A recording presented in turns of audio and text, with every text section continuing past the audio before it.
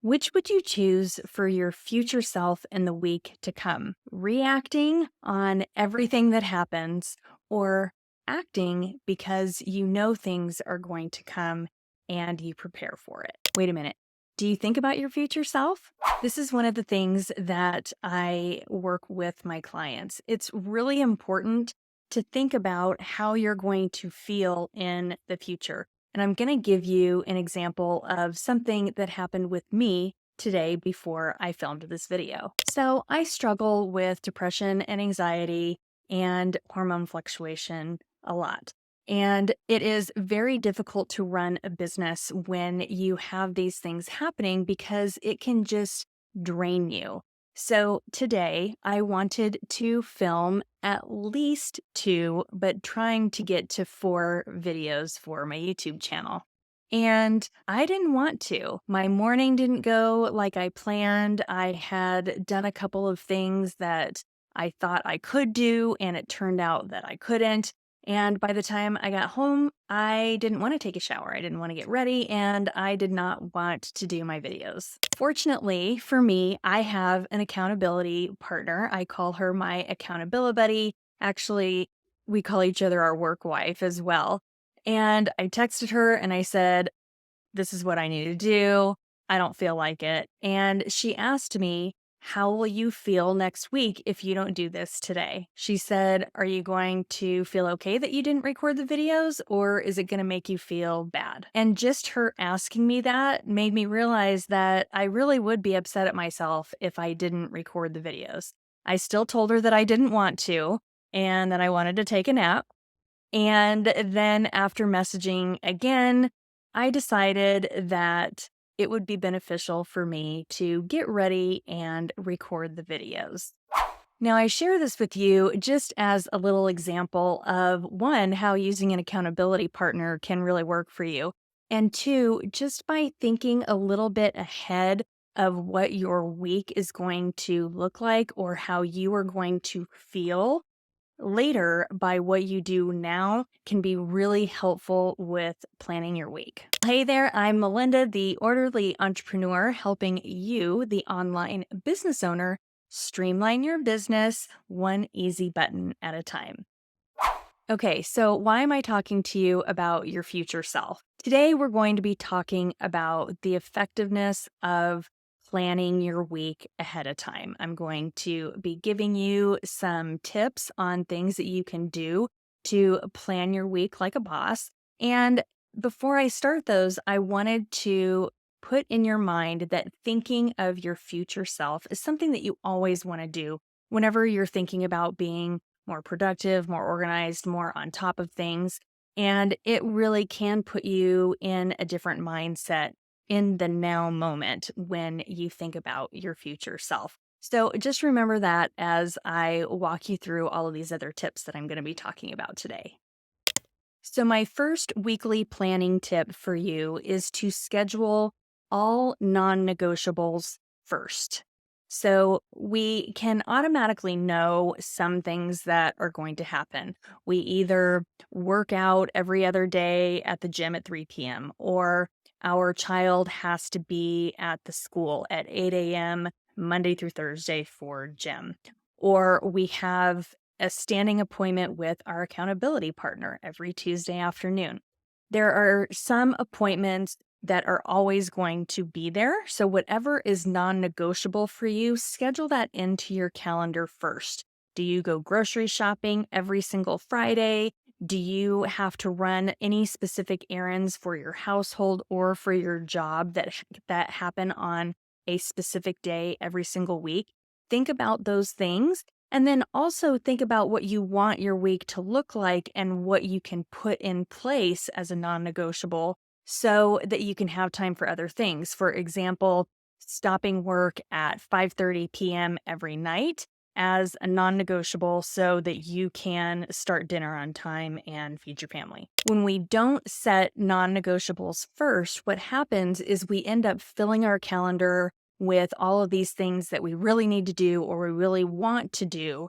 And then when the non negotiable stuff comes, we don't leave time for the driving time to get to the doctor, or we don't allow for the grocery shopping to happen. We have it in our head that we need to do it, but if you don't block that out ahead of time, then you're going to end up overbooking yourself and not giving yourself enough time to accomplish what you really want to.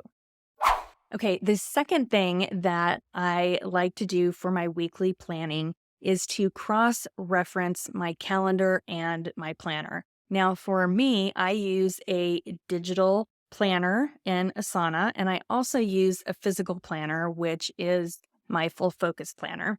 And I also use my calendar. So if I've got three things going, then I really need to be specific and remember to cross reference things. So if you're using a planner and a calendar on your phone or your computer, make sure that you're looking at both of them so that something doesn't get left off. It's really important that if you are putting something on your calendar, that if you're writing other things in a planner, that appointment is in that planner as well. It can seem redundant, but it's necessary so that things don't get left out. If you just use your digital calendar for your appointments, but you use your planner for all of your to-dos, there's not going to be an alignment with your time. So be sure to cross-reference your planner and your calendar.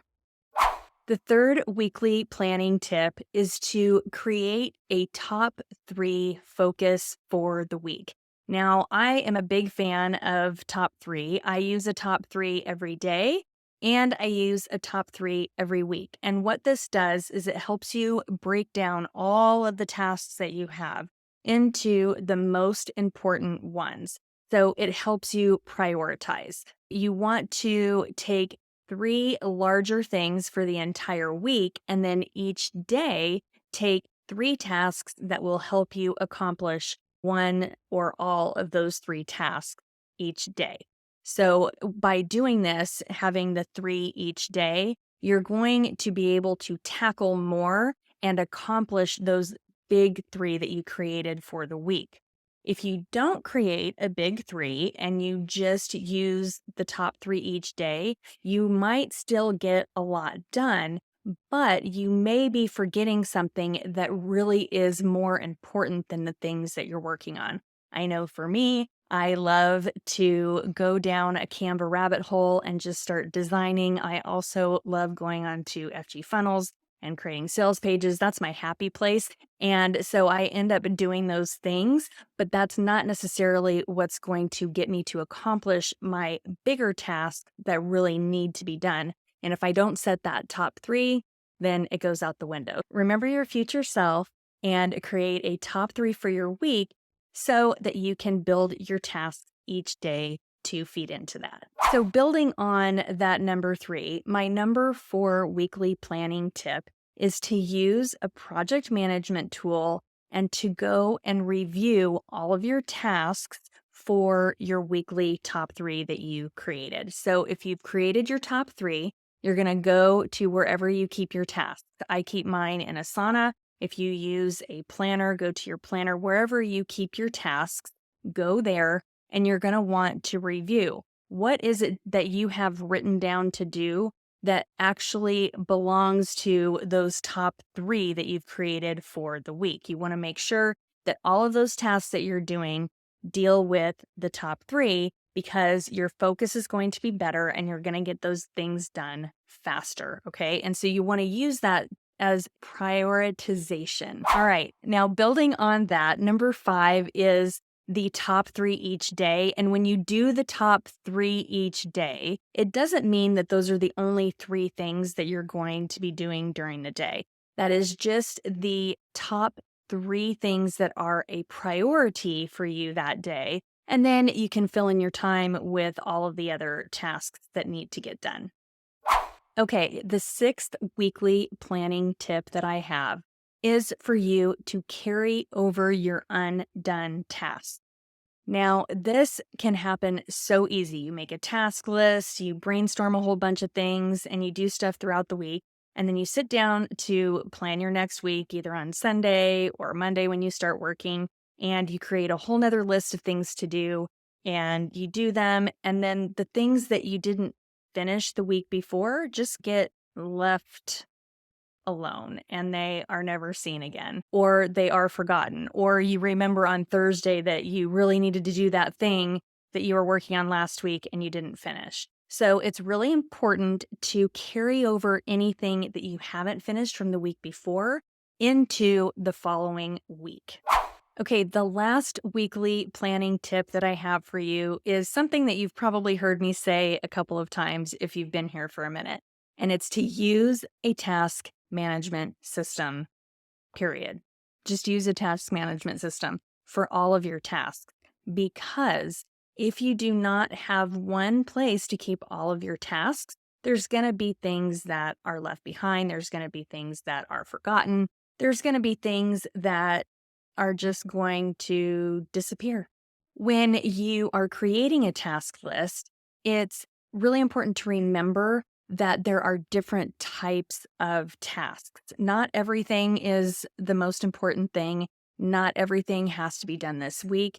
And not everything is going to even get done this year. You may have an idea of something that you want to accomplish in the fourth quarter of the year, or you might have an idea about starting a podcast once the year starts next year. So you have to have a place to put these tasks that where they can live and still be there for you to go back to them.